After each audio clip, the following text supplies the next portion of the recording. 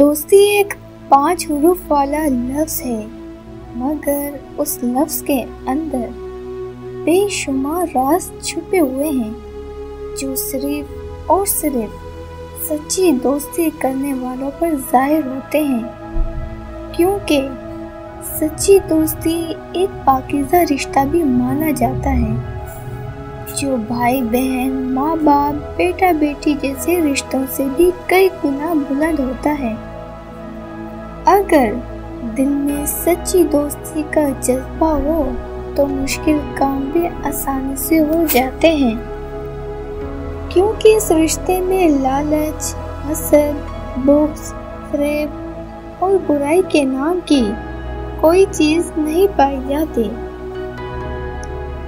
और उसी रिश्ते की बिना पर मंजिल भी आसानी से मिल जाती है।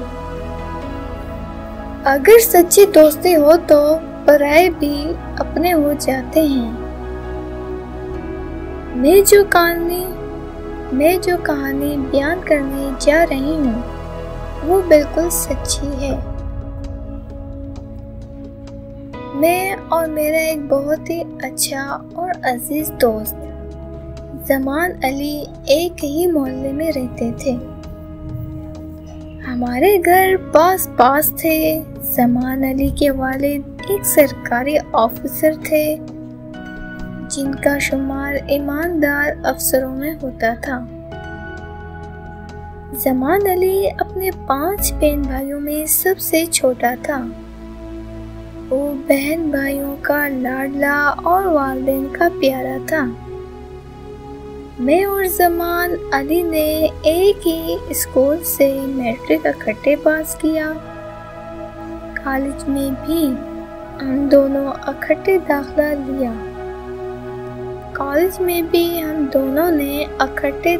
लिया। हमारे लिबास, हमारे स्कूल और कॉलेज के बैग भी एक ही जैसे हुआ करते थे। हमारा पसंदीदा फूल, यहाँ तक कि खाना पीना भी एक ही जैसा था। स्कूल के ज़माने में हम दोनों एक ही रंग की साइकिलों पर आया जाया करते थे और जब कॉलेज में गए तो एक ही बस में आते जाते थे। स्कूल कॉलेज के लड़के हमारी सच्ची दोस्ती को रश्क की निगाहों से देखा करते थे। स्कूल कॉलेज के वक्फे के दौरान हम अमूमन घर से खाना लाकर खाया करते थे। कभी ज़मान अली अपने घर से कोई खाना बनवा कर ले आता और कभी मैं अपने घर से कोई अच्छी सी चीज़ बनवा कर ले आता था। फिर हम दोनों मिलकर कॉलेज के बाग में एक बहुत ही पुराने दरख्त के नीचे बैठकर खाना खाते। वो दरख्त हम दोनों को बहुत ही अच्छा लगता था, क्योंकि कॉलेज के फालतू वक्त में वहाँ अक्सर बैठकर पढ़ा भी करते थे। ज़मान अली खुश दिल शख्सियत का मालिक था। वो अपने घर वालों के अलावा हर एक से हंसी मजाक किया करता था। वो मोहल्ले के गरीब हमसायों से बहुत प्यार से मिला करता था।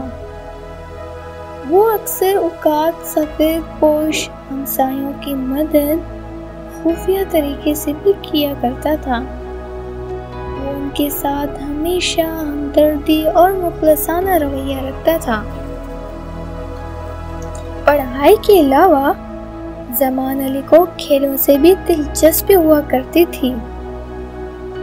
घुड़सवारी, तीरंदाजी, तैराकी, जोडू, कराटे, इसके अलावा पसंदीदा खेल हुआ करते थे।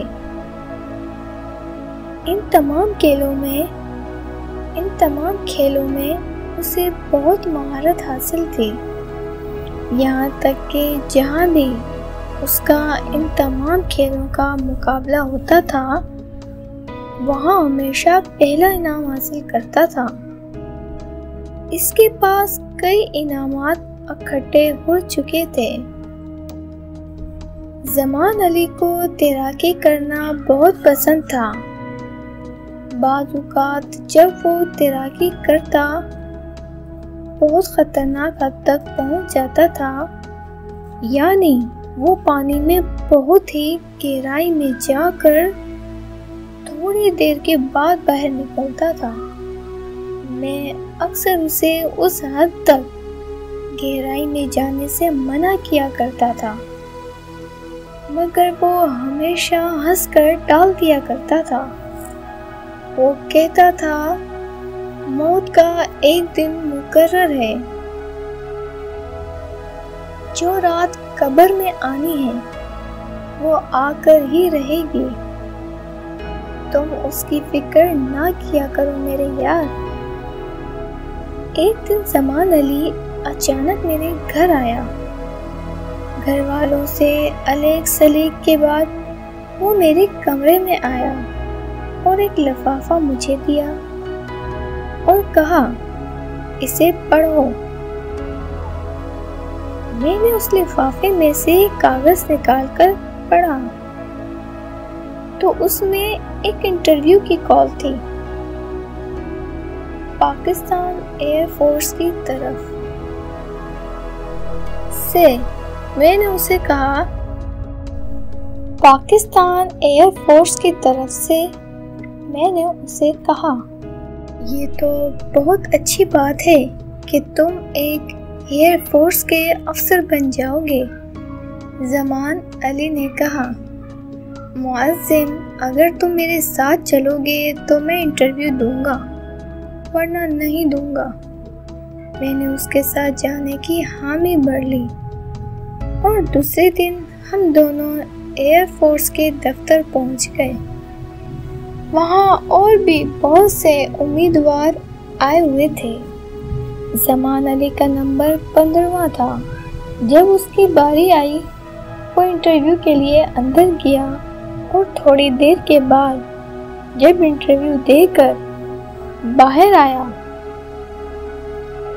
उसने मुझे अपनी कामयाबी की खबर सुनाई। कामयाबी की खबर सुनकर मुझे बहुत खुशी हुई। कुछ अरसे के बाद ज़मान अली को एयरफोर्स की तरबियत के लिए लेटर आ गया। जाने से पहले वो मिलने आया और कहा, मुअज़्ज़िम,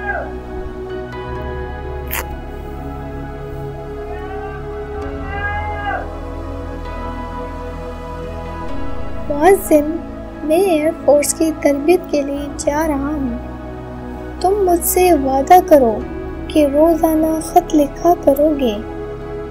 मैंने उससे वादा किया और तसल्ली दी, तुम्हें रोज़ाना ख़त लिखा करूँगा और तुम भी वादा करो कि मुझे ख़त का जवाब दिया करोगे। फिर वो मुझे गले मिला और मुझे और अपने घर वालों को अल्लाह हाफ़िज़ कहा और तरबियत के लिए चला गया। हमारी ख़त व किताबत का सिलसिला तकरीबन 2 साल तक जारी रहा। हम दोनों वादे के मुताबिक एक दूसरे को ख़त के जवाबात देते रहे। फिर अचानक एक दिन ये खबर आई कि ज़मान अली का तैयारा तरबियत के दौरान गिरकर तबाह हो गया है और ज़मान अली शहीद हो गया। ये खबर सुनकर उसके घर वालों को और खुद मुझे बहुत गहरा सदमा पहुंचा। मेरे बचपन का दोस्त, मेरा सच्चा दोस्त मुझसे हमेशा हमेशा के लिए बिछड़ गया। ये सदमा मैं आज तक नहीं भुला सका। उसने ठीक ही कहा था कि जो रात कब्र में आनी है वो आकर ही रहती है। इसका वजूद आज भी मुझे महसूस होता है। ऐसा लगता है कि वो आज भी जिंदा है और अपनी सच्ची दोस्ती के साथ। मैं कभी कभी कॉलेज के उस दरख्त के नीचे जाकर बैठता हूँ जहाँ हम दोनों इकट्ठे खाना खाते और पढ़ा करते थे। उसकी सच्ची दोस्ती को याद करके दिल को बहला लेता हूँ।